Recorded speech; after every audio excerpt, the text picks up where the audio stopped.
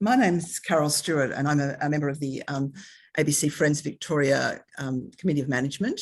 And I have the pleasure tonight to welcome you all to this webinar and to say that we're going to talk tonight about this book that has Matthew and Patrick have just released, called Who Needs the ABC and Why Taking It for Granted is No Longer an Option. So welcome everyone. And first of all, I'd like to start off by just introducing our guest tonight, who, first of all, I'll start with Matthew because I know him a bit better. It's Professor Matthew Ricketson, is an academic, author and journalist. He's head of the communications group at Deakin University. And before that, he was an Augur Professor of Journalism at the University of Canberra between 2009 and 2017. And he ran journalism programs at RMIT for 11 years. I met Matthew when we were both young journalists at The Age many years ago. He also worked for other newspapers and media organisations at that time and is now the author of several books. He famously assisted the former federal court judge Ray Finkelstein QC in the independent media inquiry that reported to the federal government in 2012. So he's got fantastic credentials for this sort of book indeed. Patrick Mullins is a Canberra-based writer and academic who has a PhD from the University of Canberra. Patrick's first book, Tiberius with a Telephone, won the 2020 New South Wales Premier's Non-Fiction Award and the 2020 National Biography Award. He's also the author of The Trials of Portnoy, How Penguin Brought Down Australia's Censorship System. So welcome to both of you and congratulations on your new book, which has burst onto the scene at just the right time in the middle of an election campaign. I'm sure that's challenging for you, but it's great for us because there's lots of material that we can use in our campaign. And these two were also involved this week in authoring a very good piece that's just appeared today in The Conversation. And the heading of that is, "No one is talking about ABC funding in this election campaign. Here's why they should be." So I'm yet to process all of the material in there, but I think there'll be lots of good facts and figures for us too, and we can talk about those tonight as well. So first of all, I'd like to start off by asking each of you just to talk a little bit about what prompted you to write this book and why you felt strongly enough about these issues. Over to you. Okay, well, I'm happy to kick off with that one. Thank you very much, Carol, for your introduction, and thank you to the Friends of the ABC here in Victoria for inviting us to be part of this webinar tonight, because one of the main purposes of the book is to start a conversation and to foster a conversation about the ABC.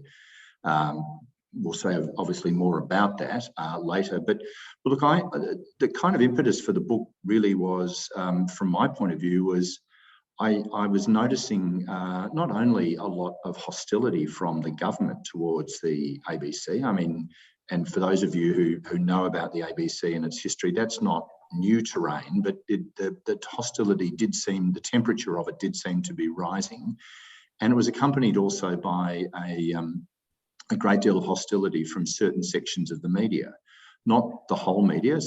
Some of the media kind of has always ignored the ABC and always probably will, and okay, no problem.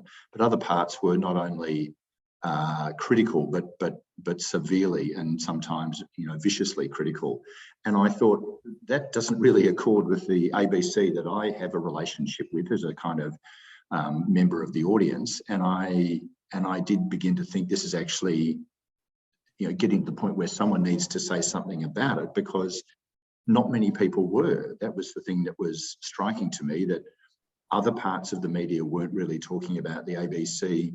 They were either ignoring it, as I said, or they were just kind of just letting it all run along.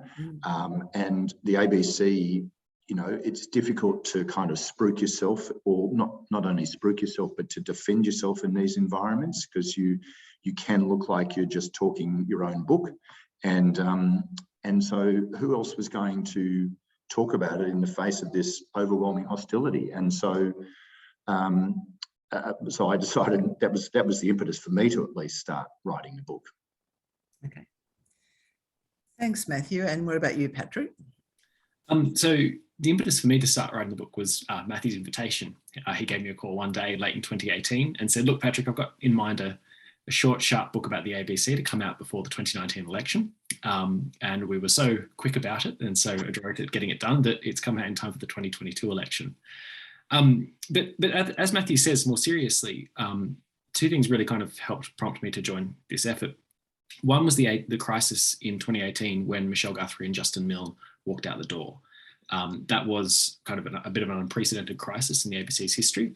Not that it's had been without its fair share, but that seemed to me to be a moment that was very quickly put behind the ABC and kind of people wanted to move on. But that seemed to me to expose some fault lines that were worth looking at and worth probing. The other one that has also become kind of more important over time has been, the ABC has been an important part of my life. It's something I've grown up with and something I've enjoyed. And it's something that I'd like to see safeguarded for other people as well. The book is dedicated to not only ABC listeners and viewers of the future, but in particular to two people, Matthew's grandson, Finlay, and my daughter, Claire. We both want them to be able to consume ABC content in the future.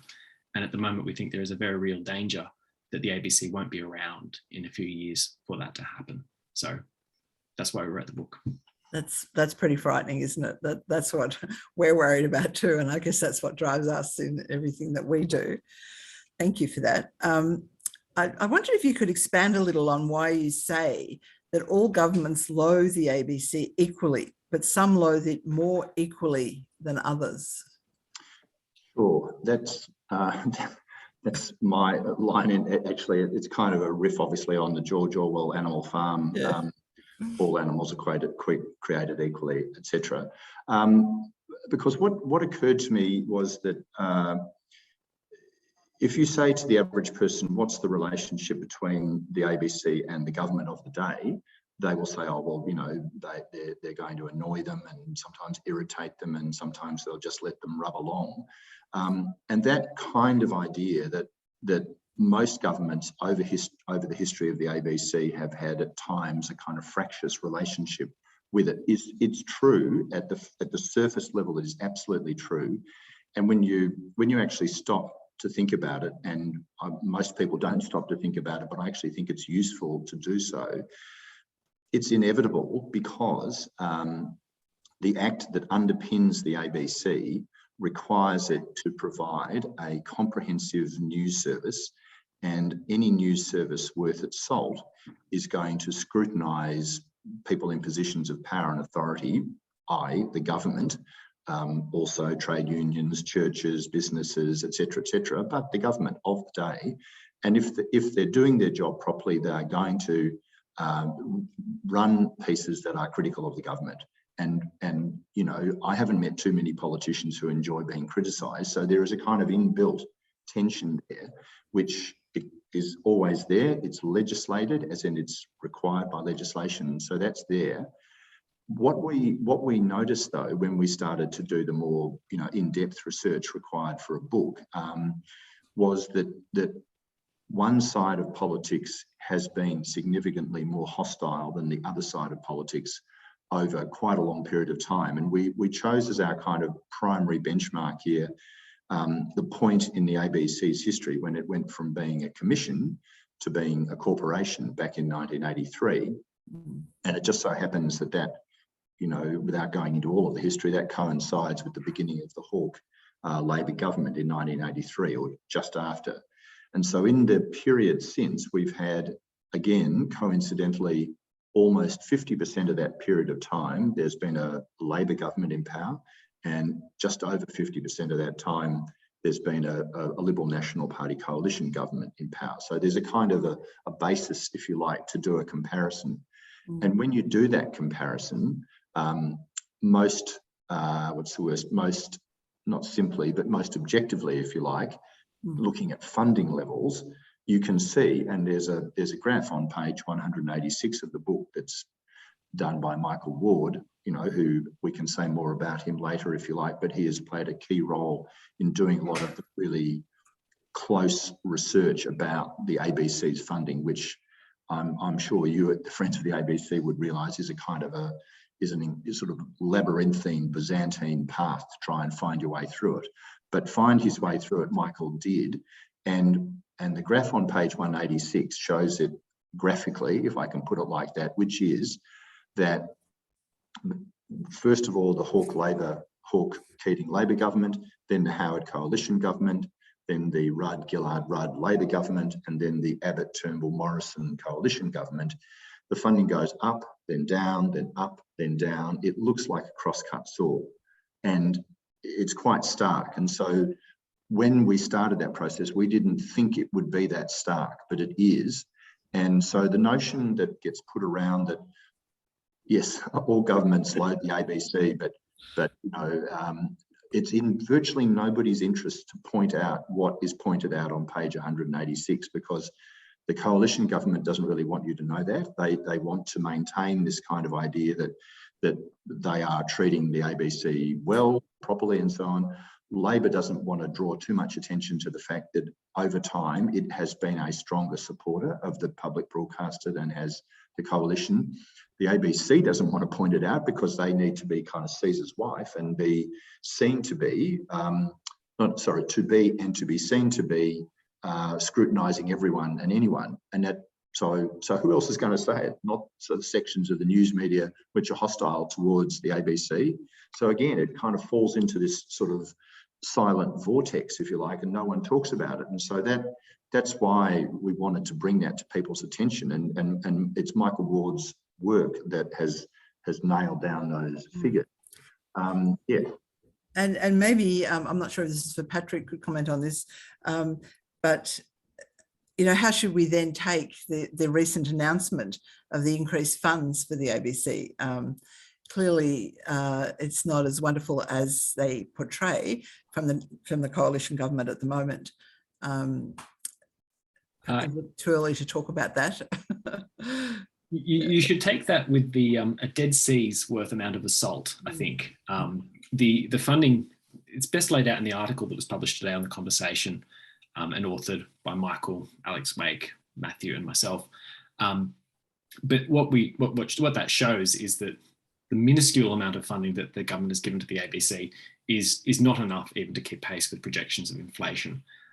So basically the government has done, in our view, the barest possible thing you could do to cauterize the ABCs as an election issue and say we're giving it more funding without really actually going back and solving the problem. They're relying on people reading the headline, assuming all's well, and that's it. So I'd encourage people. The Labor Party, sorry to interrupt, Patrick, but the Labor Party hasn't sort of jumped in there either, have they really? No. What's your take on that? The Labor Party caution seems to be its the small target strategy is the sort of what it's been called. Yes, wait till I get in. Yeah, I mean, look, it is, in fairness, as Patrick says, the least possible additional funding, because there is additional funding. If the Minister for Communications, Paul Fletcher, was here, apart from probably going puce in the face, he would be saying, but we have increased the ABC's funding, and it is true that in nominal terms, the ABC's funding is going up over the next triennial period, but it's going up by a very small amount, such that the inflation rate in the budget papers of the government that came out last month when the budget was handed down, they show that the projected inflation rate is going to mean that inflation will outstrip that nominal increase in funding. So in real terms, we're talking about going backwards. Yeah, in real terms, right. We're going down. Yeah. And that was before yesterday's inflation figure came out, which obviously was worse than was projected in the budget last month. So you point out in this book that the ABC currently faces the most hostile government at any time in its 90-year history, which is a sad reflection at this anniversary this year. Can you talk a little bit about why that's so for this particular government, and what can be done to repair that damage that's been done over the last 9 years in particular? Well, maybe I'll have a go at the first part, if you like. I mean, we haven't talked about yet the period of the coalition government being in power under John Howard from 1996 to 2007. But for people with long memories, and I would think that there's a number of people on. There's a few of those in our membership. You would remember there was a lot of hostility. There was the budget of the ABC was cut very soon after the Howard government came to power, after the government had, or the incoming government had promised not to cut the budget. And then there was the Mansfield Review, which was clearly set up to nobble the ABC, and it didn't happen because Mr. Mansfield actually found that there was a great deal more good going on in the ABC than he had thought. He did make some recommendations for improvements and so on, and that's kind of in the weeds, if you like, of the book. We discuss that in some detail. But the episode that most people remember from that period was the then Communications Minister, Richard Alston, attacking the ABC's coverage of the war in Iraq in 2003.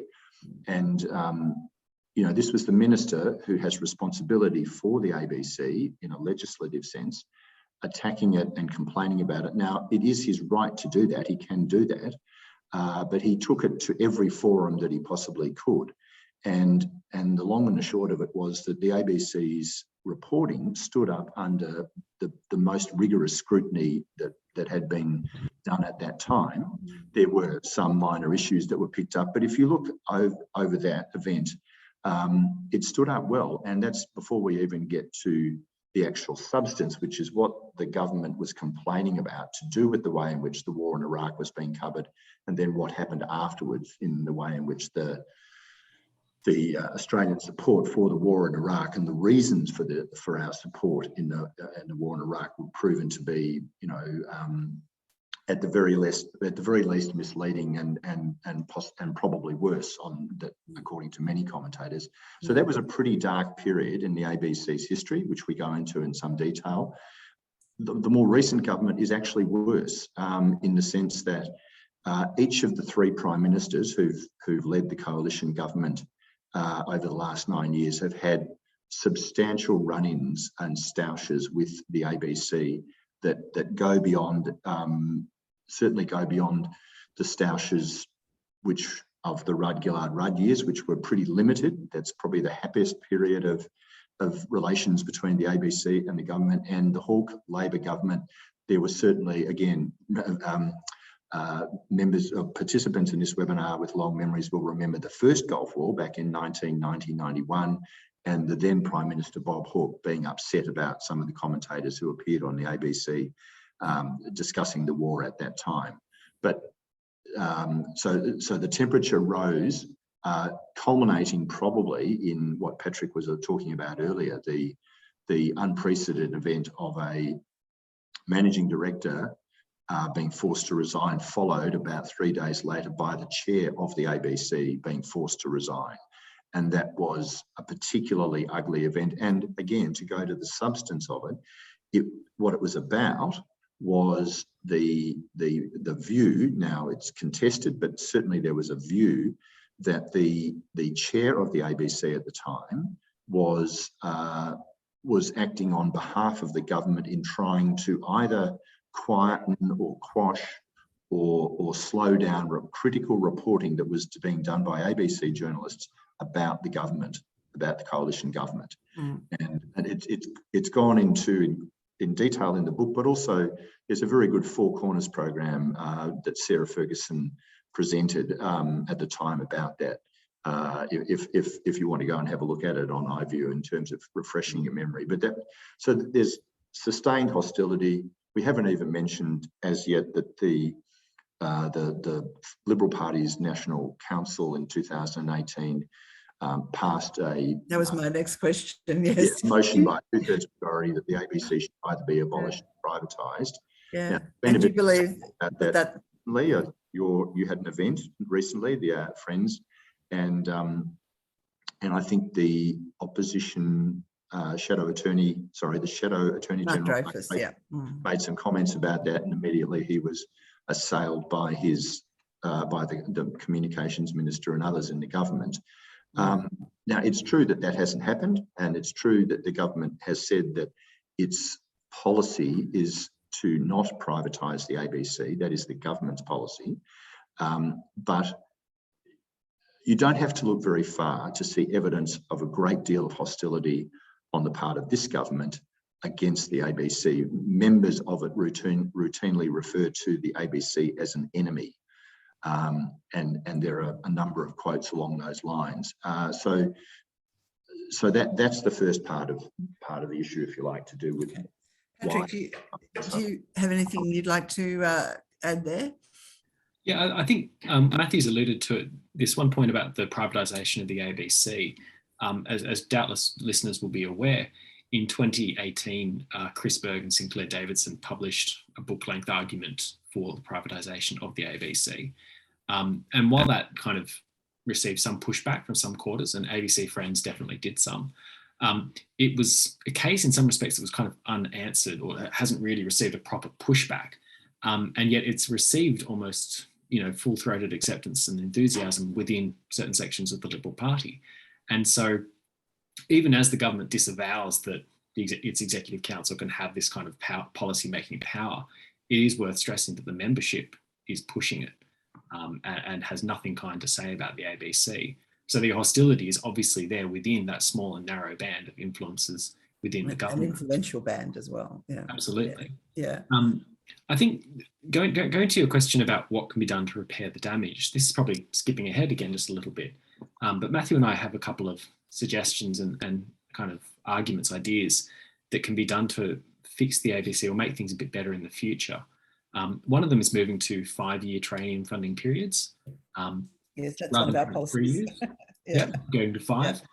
Yeah. But I think two of the others are kind of important in the context of a civil courtesy and kind of interaction and respect for institutions. One is around consultation and the appointments process for people to the board. One of the things that has marked this current government's hostility and relationship with the ABC is the way in which it has flouted the formal process set up by the Labor government to appoint people who were well credentialed and who have been vetted and thoroughly checked and all that kind of thing to the ABC board. So that's one point. The next one, though, is around kind of how the government interacts with the ABC. Again, the relationship between the government and the ABC has been marked by instances of just dramatic ill courtesy and lack of respect. The current chair, Ida Buttrose, has talked about this quite publicly, and I think it's very much to her credit in raising this as an issue. Whether it's correspondence being leaked to newspapers before it's even sent, whether it's the government announcing its plans and ideas via the media rather than in meetings or in letters or phone calls and so on with the ABC, the government has consistently shown its lack of respect for the ABC as an institution. One of the things Matthew and I argue in the book is that governments have a responsibility to hand on to their successors institutions that are in better shape than those they inherited. And we can look at a swathe of institutions across this country and see that over the last 9 years or so, the government has actually not nurtured or stewarded those institutions with the respect that they deserve. We're talking about the National Library of Australia, the National Archives of Australia. I probably exclude from this the Australian War Memorial. But the ABC has got to be first and foremost among those that are going to be handed on, should there be a change of government, in worse shape. The ABC, as we've seen announced in this article today, has had nearly $1 billion worth of cuts put on it over the last decade. So we think one of the things that has to happen to repair the damage of the last couple of years is to repair the relationship between government and the ABC. Government recognise that they're stewards of an office only, and that they need to look above and beyond their own short-term political self-interest. Yeah, well, that's going to be a challenge, I think, but thank you for that. And it's interesting that the first 2 points you raised about the 5-year funding and the more transparent board appointments are two of the things that are in our platform of what we think are very important for the future. So we'll certainly be fighting for that. Perhaps if we just move on to the next question. Many of our members are very concerned about the decline of services to the bush and regional Australia. We'd like to know more about what you found out about the reality of the ABC in regional Australia and how it has fared in the last decade. The long and short of that one is, it's a complicated question and a difficult one to answer in some respects. One of the things that we tease out in the book is that since 2012 or so, there's been a really dramatic shift in the media landscape. The commercial media news organisations, in particular Fairfax and News, have shed jobs left, right and centre. To the extent that by 2019, there have been 21 local government areas in this country that don't have local news coverage, and 16 of those have been in rural and regional Australia. The ABC has recognised in the main that it is the dominant kind of news provider in rural and regional Australia, and has sought to fill its gaps. However, it is worth saying that in this time, over the last 9 years, its capacity to address those gaps and to water those news deserts, so to speak, has been limited and curtailed by the ongoing budget cuts. In 2019, the ABC said it had about 200 of its 850 journalists situated in rural and regional Australia, had about 47 non-metro offices. But again, there had been reductions, there had been cuts. Radio broadcasts in Newcastle had been cut down. They'd ended the program Bush Telegraph.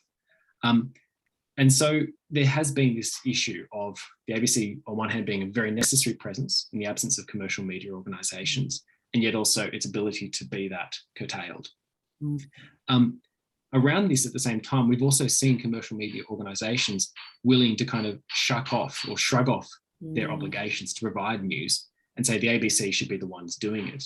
In 2016, the CEO of Nine, Hugh Marks, appeared before a Senate committee and said, look, we're not making money out of providing news in rural and regional Australia. The ABC should do it. We're just going to hand it off to them and they should just do it. That's it. Yeah, not possible.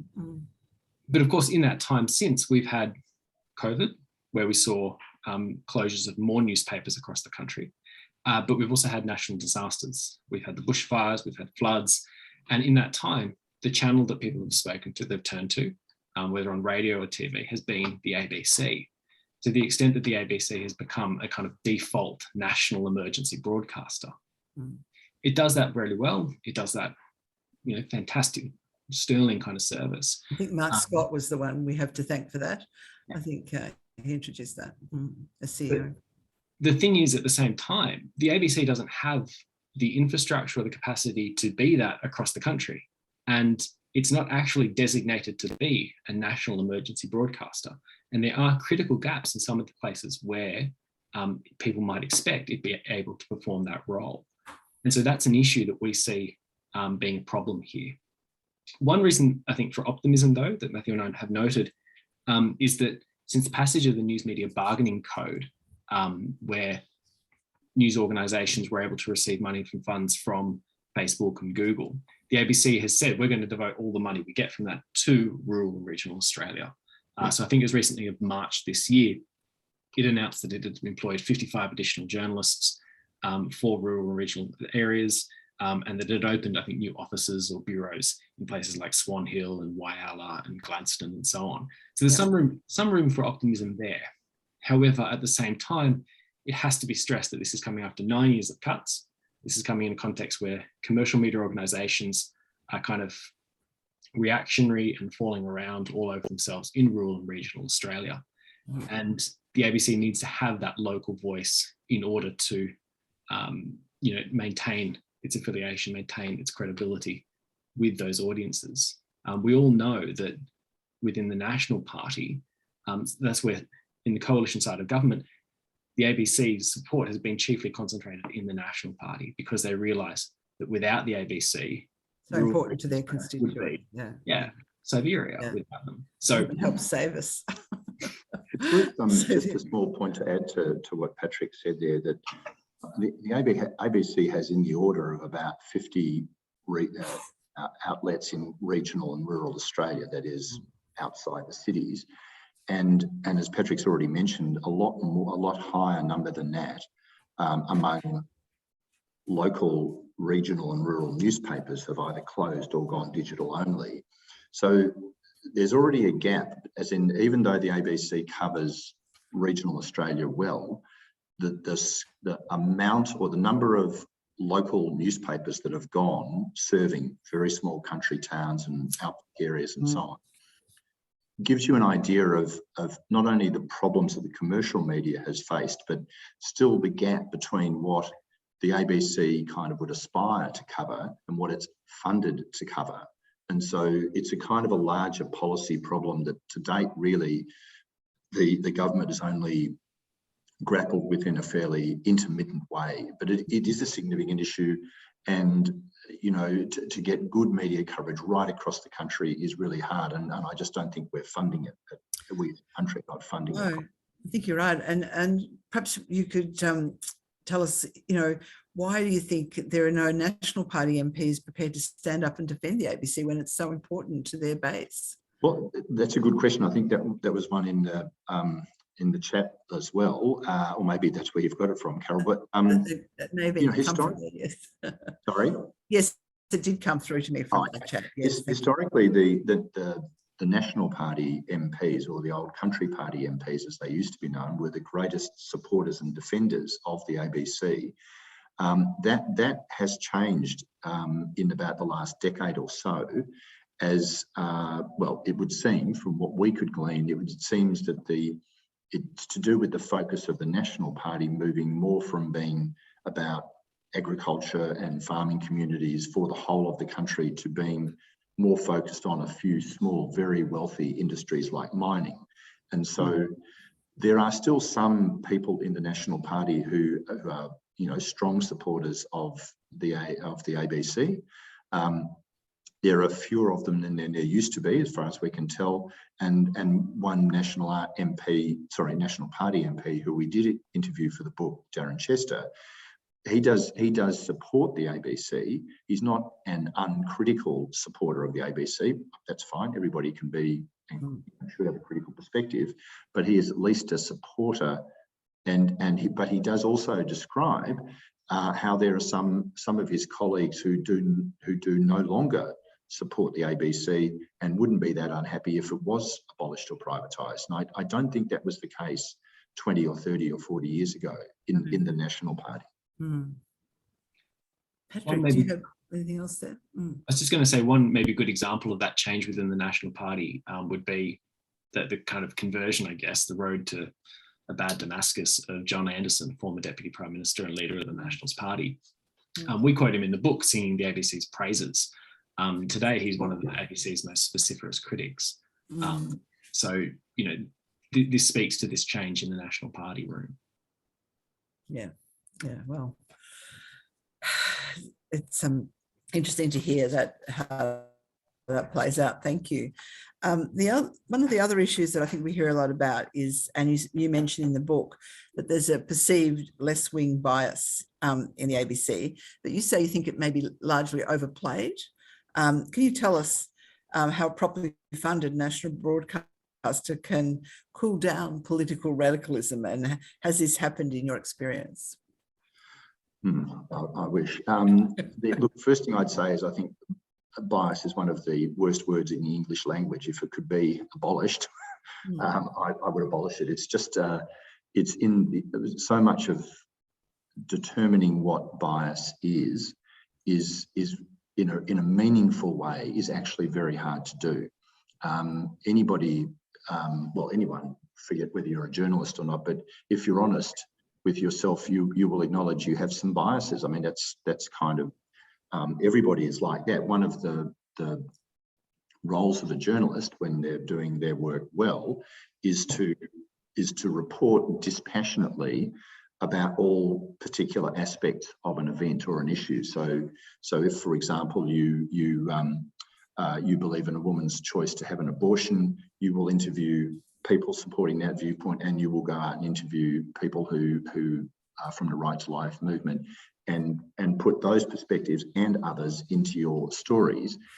So you can pursue a method of reporting that dispassionately engages with a whole range of views while still having views yourself about an issue. Like, that can be done. That's hopefully what we teach our students at the university. Whether that happens all the time is another matter, but so that's the first point. The second point is when you actually look at studies of bias and which asks the question whether there is, serious or sustained or systemic bias at the ABC, we can't find a single properly conducted academic study which shows that.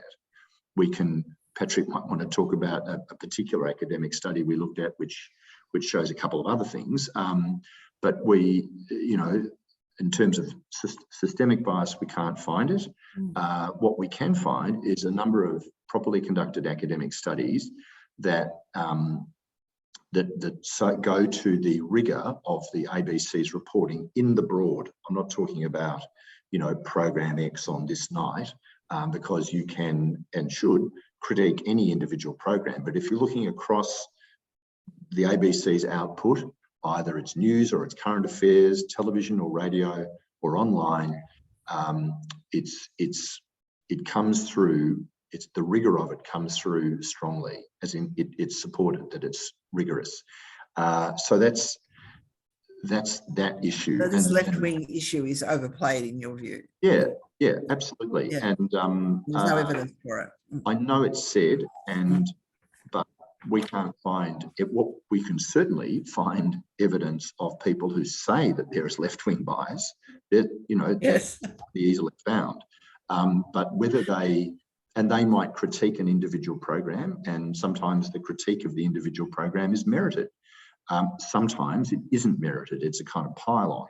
But so yes, we can't find that. And just before Patrick, as I said, might want to talk about a particular study, but it's worth mentioning that the ABC itself conducts its own studies, sometimes internally, sometimes sourced externally, that is paid external analysts, to examine its own coverage both at elections, which they do in exhaustive detail, or indeed between elections, looking at particular issues, particular topics that come up. And they, as an organisation, the ABC does a great deal more of that self-scrutiny, which it publishes, than any other news organisation in this country by far.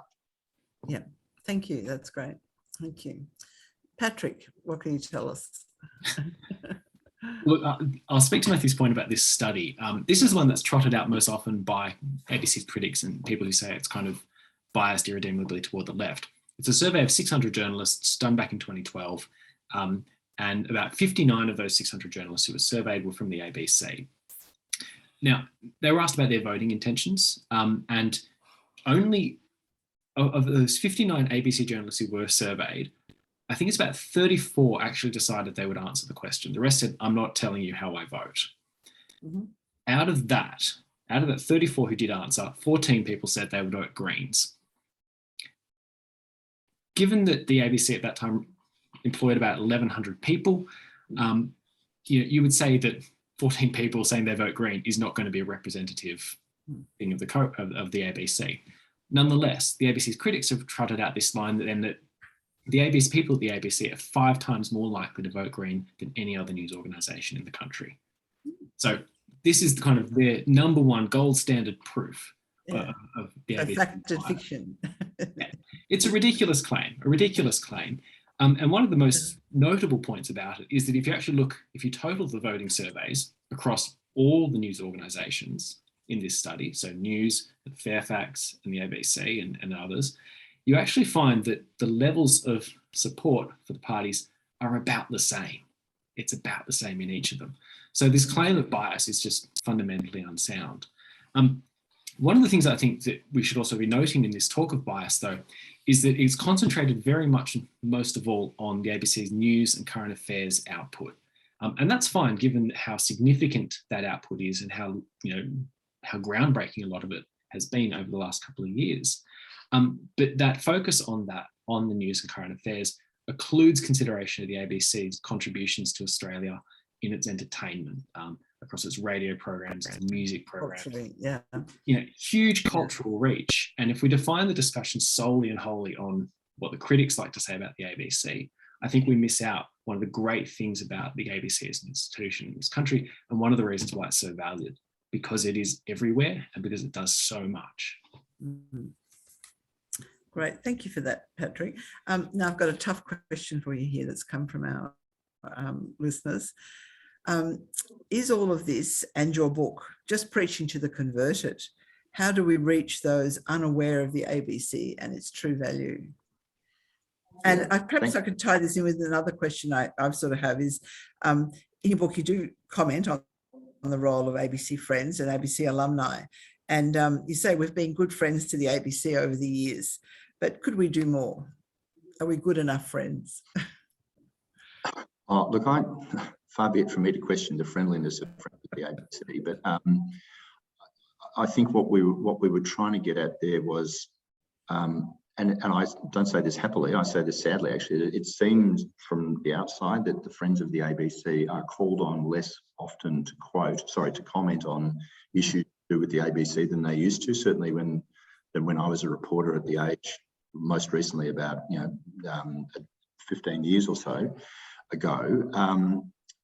So there's that. The ABC alumni are another excellent organisation, made up of alumni of the ABC, eminent former journalists such as Kerry O'Brien and Maxine McHugh and Jonathan Holmes and so on. And they bring a kind of journalistic heft to their commentary, which I think is really valuable. But by definition, they are of the ABC. They used to work there, and they clearly are passionate about it, and that's great. I mean, Patrick and I are outsiders. We've been interviewed on the ABC from time to time and contributed to programs here and there, but we haven't actually worked there. We're not of the ABC. So we hope with the book to kind of, if you like, clear some ground to start a more, evidence-based and argument-based discussion, but to start a discussion and to come to the question about how do we go beyond preaching to the converted. Yeah. I mean, it's a perennial and difficult issue, and I completely get it, as in the need to do it, but it's hard to do. I mean, for example, when we were talking with the publicist at Scribe, the publisher of the book, about publicising the book, and she said to us, would you be happy to go and talk on commercial radio and TV, Sky News, whatever? I said, sure. Patrick said, sure, we'll do that. Happy to talk anyone, anytime, anywhere. Well, we haven't had a single request for that to be happened. Like, that's part of the issue. How do you get in the door to the Neil Mitchell program or to some of the others? Now, I don't know, one night, one of the hosts on Sky News After Dark might decide to have a bit of sport with us and try and drag us around the studio like a rag doll or something. I don't know, but so far the invitations haven't come in. So it's not an easy issue. What we are trying to do is talk to as many people in as many different forums as possible to engage people in this discussion, because obviously by talking here to everyone here, you are friends of the ABC, you get the ABC. There are people who don't, and we do want to get to them because, our tax dollars all pay for the ABC. As Patrick has said, its reach is greater than just about any other news organisation, both in geographic terms and in content terms, in range of content terms. So we all have a stake in it. It's about trying to encourage people to realise, actually, whether you've ever watched anything on the ABC, you have a stake in it because your tax dollars go to it, and you might have a child who can watch ABC TV, as in kids, the 24-hour kids program or whatever. There's all sorts of things that can be there that you might be interested in that probably a lot of people don't know about. They just don't know. I mean, Jim Spiegelman, the former chair of the ABC, about a decade or so ago, commented that he thought that even people who work at the ABC don't often have a good enough appreciation of the range of what the ABC does. And I think that's true. And if they don't, that is the employees of the organisation, certainly lots of people around the country don't. And so engaging them is something that we would absolutely like to do, and we're aiming to do that. That's the challenge, isn't it? Patrick, anything else there from you on that? One of the things I would just add to that and say, this book has quite lengthy appendices, and you showed one before, Carol, that is kind of, I think, signal to one of the things Matthew and I have tried to do, which is bring evidence to this and to show the rigor for this debate should be held in. You can go and look at Michael Ward's records of the ABC funding, and that's inarguable, right? You can say, look at what the hardest thing that the Rudd government ever said about the ABC, which was complaints about when Doctor Who was going to be aired, and compare it to what has been said about the ABC under the current government. We've got a lot of evidence for a debate to be had, and we want the book to be used as the evidence for a debate.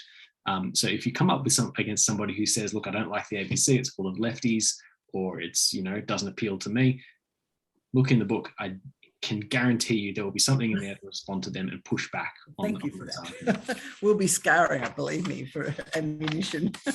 Very nice sales pitch. It was very well done. Now, we only have about 10 minutes left. I think we have to finish on the hour. So perhaps we'll wrap it up with this last question. I'd like to ask you lastly, are you optimistic about the future of the ABC, to each of you? And if it does have a future, what might that look like? Okay, I'll be honest, I'm not optimistic about the future of the ABC right now, because we are obviously in the middle of an election campaign. We don't know which way that's going to go. If the coalition government is returned, I can't see how things are going to get better for the ABC. I think that's a pretty bland way of putting it, but you would think if they were given another 3 years of office, that things would get worse. Okay, the Labor Party. We had a question earlier about this in the chat line, and there are some things that the Labor opposition is promising that the federal government isn't. What we would say is that in addition, they need to do more. There's not only things like restoring funding that has gone over the past decade and the governance and so on. There's actually restoring the culture of the place, and as Patrick said earlier, showing respect for an institution in this country. And something that I don't know if it was in the questions, but I do think it's worth, just as we're finishing, mentioning, because I do think it's important. But it goes to the fact that when an institution such as the ABC and the people within it have been assailed from without for so long, and so intemperately often and so persistently, it's logical that that will have had some effect on the people who work within it. They're all people. They're working in contested areas in the media and so on. So some people are saying that the ABC is timid and it's been cowed by all this hostility from the government. And I think there is some truth in that. It certainly requires more study, but I think so. Restoring confidence in it as an institution and in what they do is something that a government needs to do. I can't see the current government doing that. I would hope that the Labor Party, if they came to power, or indeed if there's a hung parliament and so on, those people would take those issues seriously, take on that point seriously. Thanks, Matthew. And Patrick? I confess that I have to be somewhat more optimistic than Matthew. Partly, one of the things I think that's quite notable over the past couple of years has been in the appointment of Ita Buttrose. She's been out and about consistently championing the ABC and raising its profile among the public in a way that I think is incredibly important and marks a change, in fact, from Justin Milne too.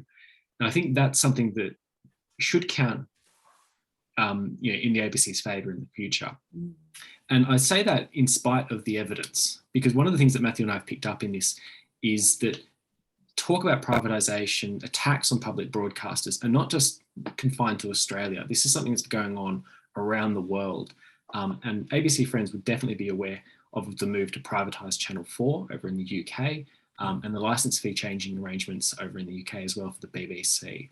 So on one hand, I have to be optimistic that the public values the ABC and wants to see it continue, and that at the moment the ABC has a pretty loud voice in Ita Buttrose who can champion it. However, there is reason to be concerned and to be forewarned about this. Well, thank you. That's plenty of food for thought there. And believe me, the ABC Friends are not coward in any way. So we will be continuing the good fight. We've got a couple more questions and a couple more minutes to just come, I think. Just one thing that you might be able to comment on quickly coming from the chat was the role of the ABC in the emerging issues in the South Pacific. I know that Labor Party has said they will do more in that area. Do you think that's significant, especially culturally, trying to extend the influence of Australia in the region? I think that's very important. And you mentioned, Carol, earlier on Mark Scott, a former managing director of the ABC, and he made a significant speech back, I can't remember exactly when it was, but it was about a decade ago, where he outlined the importance of the ABC's role in being part of Australia's soft power diplomacy in this region in particular, because it's our immediate region. And it's showing the news and current affairs from the ABC and other programs. It does play a role both, and I think it's often underestimated particularly by us, because in a sense we don't see it because we're here, not there, but that often people in the South Pacific historically have been very well informed about what is going on in Australia. And that's because they have been getting that service, whether it's through Radio Australia or whether it's through the international television service. I don't know if you remember, but that was picked up particularly when Pauline Hanson came to Parliament in the mid-1990s and made obviously the various inflammatory remarks she made about Asian immigration and so on. There was a good deal of awareness of that in the Asia Pacific region because they were getting those programs and they were watching them, they were following them, they were paying attention. So yes, it's not just Q&A and Honiara. It's kind of cheap line, really. It's a glib line. Yeah, exactly. Patrick, any quick comment from you on that? I just echo absolutely everything Matthew just said, then especially the point about it being a glib line from the Prime Minister that's completely unworthy of a national debate. I mean, get it together, mate. Come on. Very disappointing. Another disappointment. Look, I think we have to wrap it up there. Thank you both very much. I'll hold up the book for those who haven't seen it. You can buy it through we have a link. You've got one too, we'll hold them up.